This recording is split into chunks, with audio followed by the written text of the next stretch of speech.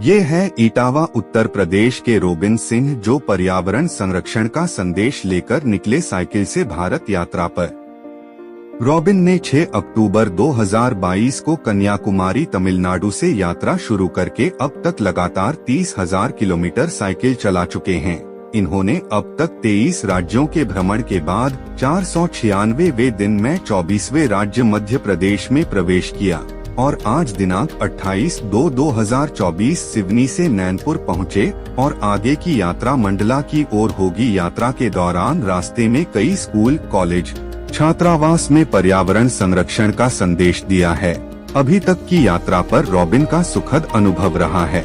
Robin की यात्रा का पहला चरण का समापन 12 मार्च को भोपाल में होगा।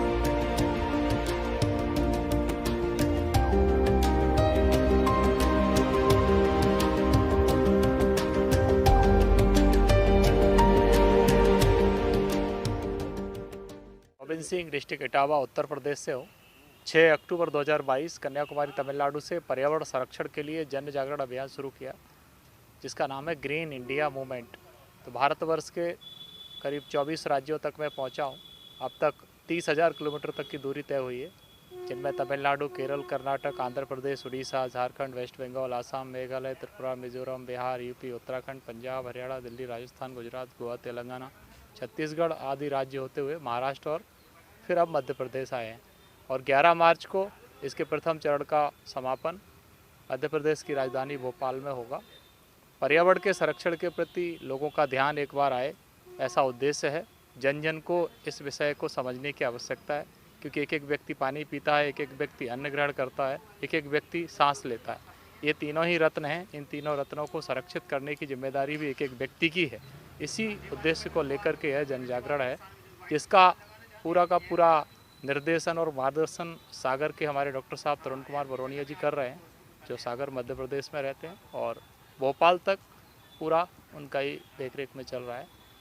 और आप सब मीडिया के बंधुओं के माध्यम से जन जन तक ये संदेश पहुँचे, यह आप सबसे भी आग्रह है, क्योंकि हम सब एक समाज के अभिन्न अंग हैं और हम सबको ही इस प्राकृतिक संपदा को बचाने की अपनी जिम्मेदारी का निर्वहन करना प्रारंभ करना चाहिए। कोई भी समस्या नहीं हुई है, कोई भी दिक्कत नहीं हुई है। भारतवर्ष के अंदर बहुत नैतिक मूल्यों को स्थापित करने वाली व्यवस्था रही है और इन सब अच्छे कार्यों के प्रति लोग संवेदनशील हैं और अधिक संवेदनशील होने की आवश्यकता है। समस्या कुछ भी नहीं रही। प्रशासन तो कभी सूचना समय पे आती है तो ठीक है, नहीं आती है तो वो मिस हो जाता है। वो तो शासन प्रशासन के बारे में तो हम तो बहुत अच्छे से समझते हैं, और यदि शासन अच्छे से काम कर रहा होता तो फिर इतनी सारी समस्या ही नहीं होती पर्यावरण को लेकर के।